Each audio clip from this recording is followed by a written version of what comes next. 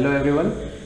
आज हमारे साथ हैं सृष्टि स्वरूपा, जिन्होंने जोसा के फर्स्ट राउंड ऑफ काउंसलिंग में आईटी बीएचयू में इलेक्ट्रिकल सिक्योर किया है।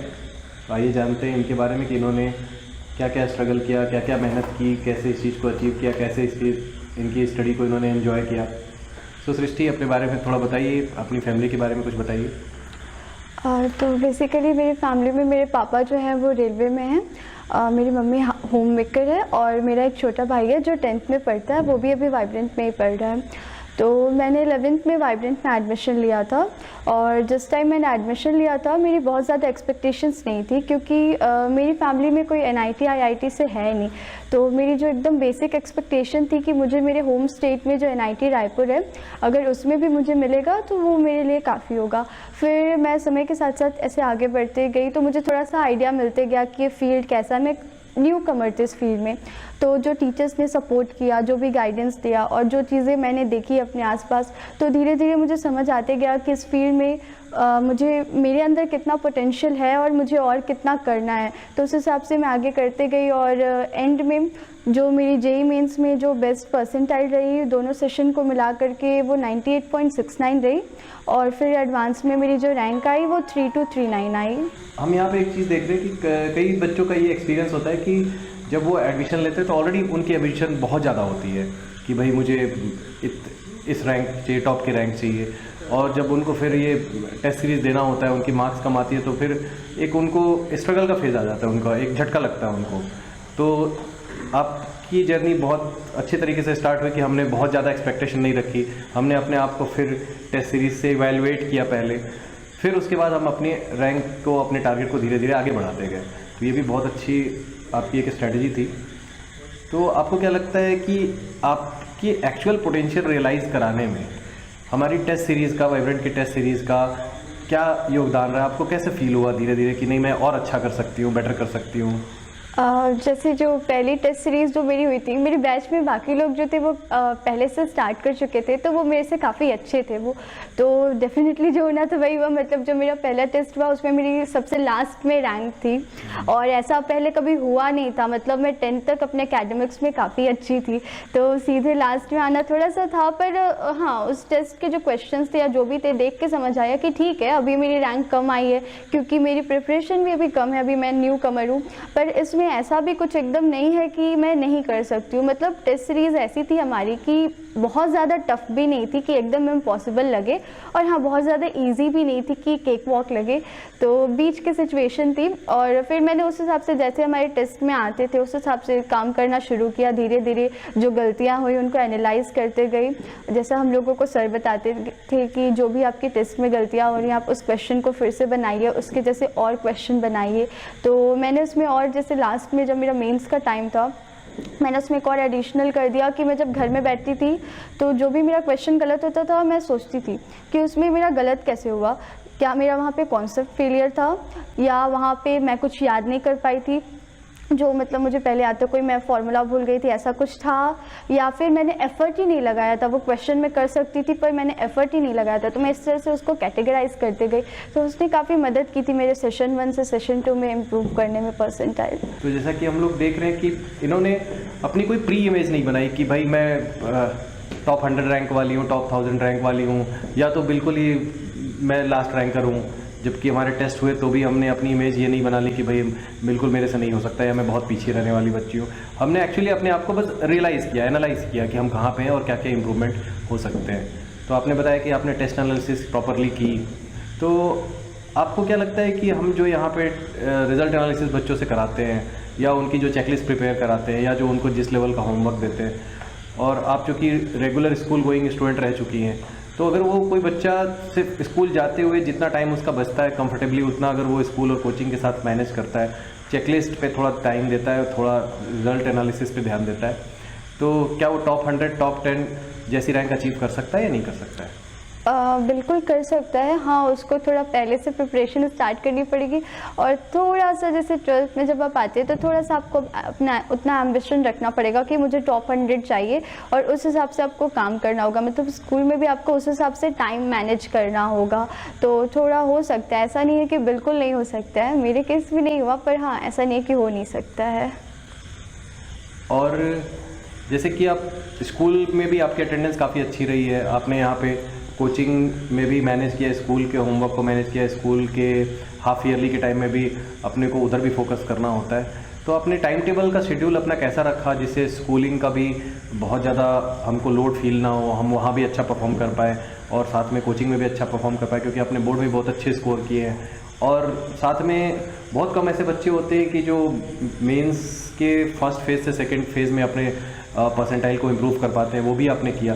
तो ये टाइम मैनेजमेंट आप थोड़ा अपने जूनियर्स को या लोगों को बताना चाहेंगे कि आपने ये कैसे अचीव किया? टाइम मैनेजमेंट पे बेसिकली ऐसा है कि जब हम लोग अपनी क्लास 12 की टेक्स्ट बुक पढ़ते हैं इंग्लिश में, उसमें एक चैप्टर पढ़ते हैं जिसमें एक ऑथर होते हैं जो बेसिकली एक प्रोफेसर हैं, बट उसके साथ वो नॉवेल्स लिखते हैं। तो उनका जब इंटरव्यू लिया जाता है तो उसमें उनसे यही क्वेश्चन पूछा जाता है कि वो अपना टाइम मैनेज कैसे करते हैं। तो उसमें वो बहुत अच्छी बात बोलते हैं कि अगर हम इस पूरे यूनिवर्स से जो जितने भी एम्प्टी स्पेसेस है उन सबको अगर निकाल दें तो पूरा यूनिवर्स बस हमारे एक फिस्ट में आ जाता है।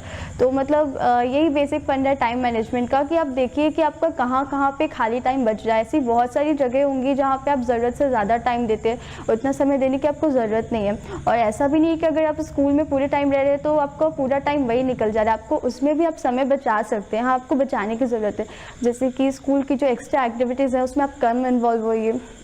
और जैसे कि स्कूल का एडवांटेज लीजिए, जैसे आपकी केमिस्ट्री की क्लासेस चलती है तो सबको पता है कि आपको जेई हो या नीट हो, केमिस्ट्री अच्छे से करनी है, एनसीईआरटी से रीड करनी है। तो जब आपको टीचर्स पढ़ा रहे हैं तो उस वक्त आप अच्छे से रीड कीजिए, तो आपकी मल्टीपल टाइम्स एनसीईआरटी रिवीजन हो जाएगी केमिस्ट्री के खास करके।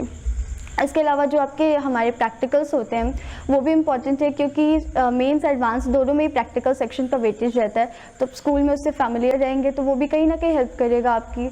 और बाकी आपको टाइम मैनेज करना होगा, आपका जो भी स्कूल है उसमें थोड़ा अटेंडेंस का ऐसा है कि 75% चाहिए, तो उस हिसाब से आपको प्लान करना होगा कि कितने दिन आप नहीं जाएंगे, कितने दिन आप जाएंगे। एब्सेंट करना पड़ता है तो उसमें आपको देखना होगा। जैसे हमारी कोचिंग जो स्कूल वाले होते थे उनके लिए ऑल्टरनेट में चलती थी, तो आप किस दिन ऑफ लेंगे किस दिन नहीं लेंगे, तो आपका जो कोचिंग का होमवर्क है वो भी कंप्लीट हो जाएगा और स्कूल का जो काम है वो भी ख़त्म हो जाएगा। इस तरह से आपको मैनेज करना होगा। तो जहाँ तक मुझे याद आ रहा है आपकी जर्नी स्टार्ट हुई थी ऑनलाइन क्लासेस से, राइट? हाँ। जब कोविड चल रहा था तो शुरू के 3 महीने हमने ऑनलाइन क्लासेस की, तो वो भी एक चैलेंजिंग फेज़ था। उसके बाद फिर 3 महीने के बाद अप्रॉक्सीमेटली हमारी क्लासेस ऑफलाइन मोड में स्टार्ट हुई। और जो रेगुलर स्कूल गोइंग बैच होता है उसमें कई बार ऐसा होता है कि स्कूल के एग्ज़ाम चल रहे हैं तो पूरे बैच में सिर्फ 1 या 2 बच्चे होमवर्क करके आए, अब उन्हीं का डाउट डिस्कशन चल रहा है।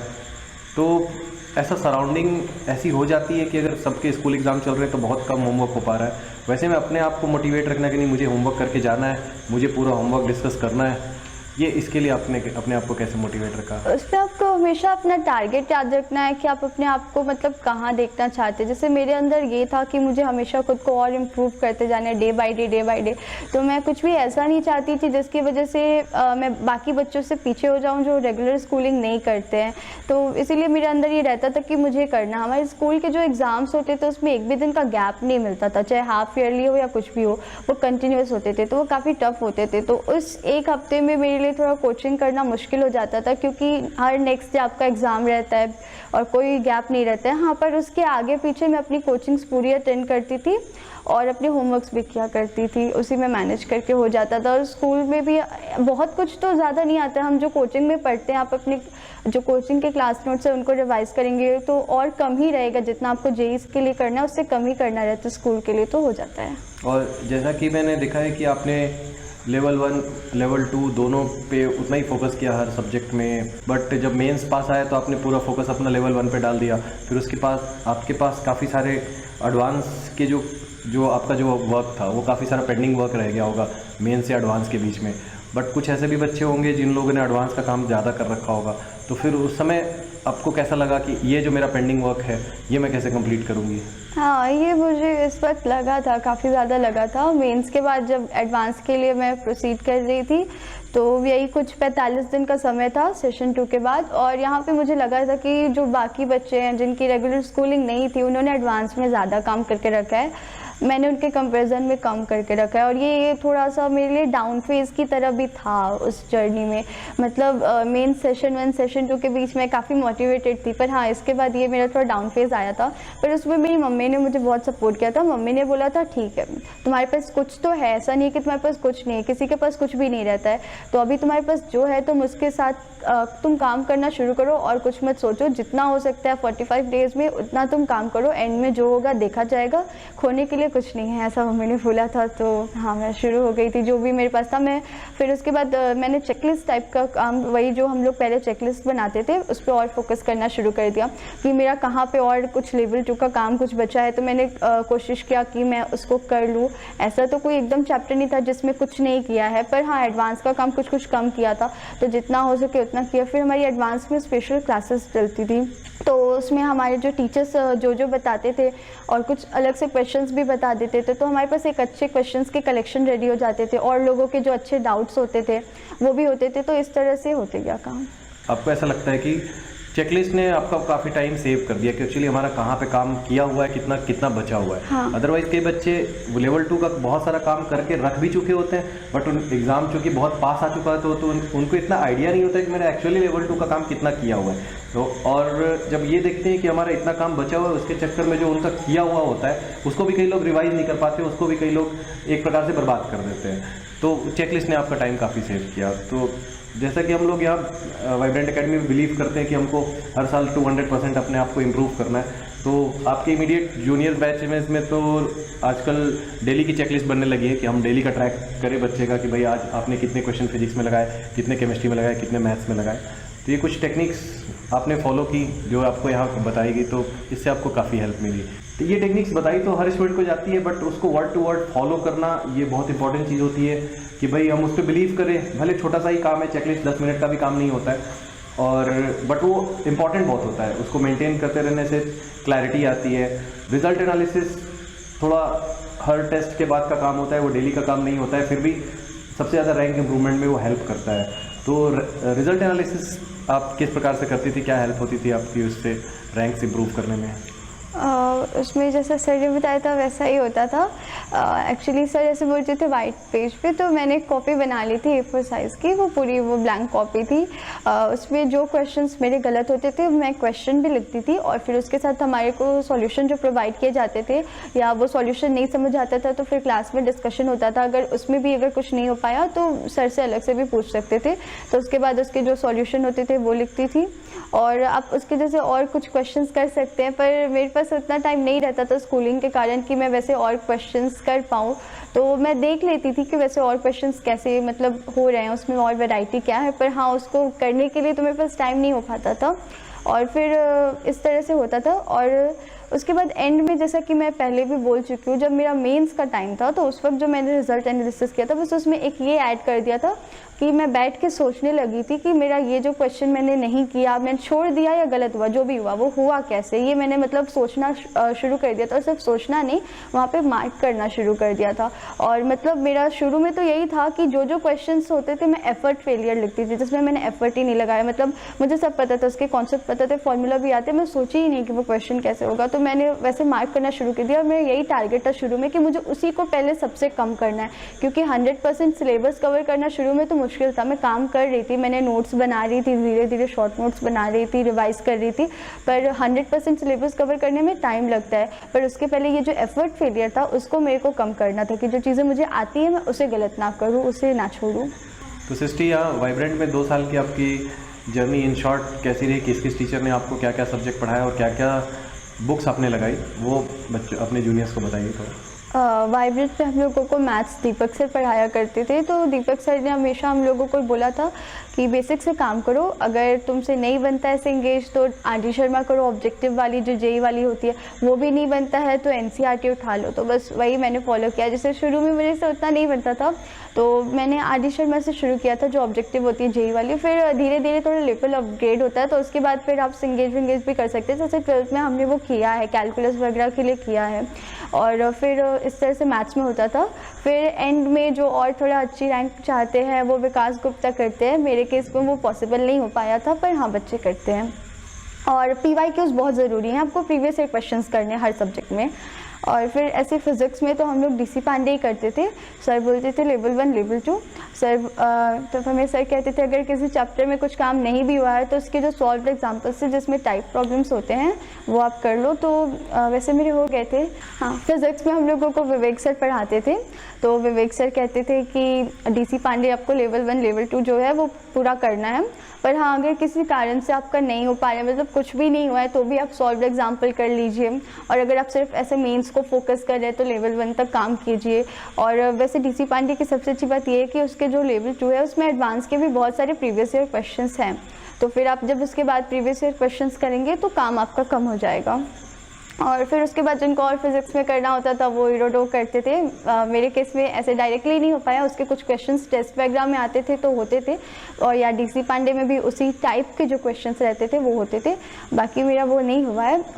और अनुराग मिश्रा करते हैं जो बाकी बच्चे होते हैं। फिर उसके बाद केमिस्ट्री में जितेंद्र सर हम लोगों को फिज़िकल पढ़ाते थे और कुंदन सर हम लोगों को ऑर्गेनिक और इनऑर्गेनिक पढ़ाते थे।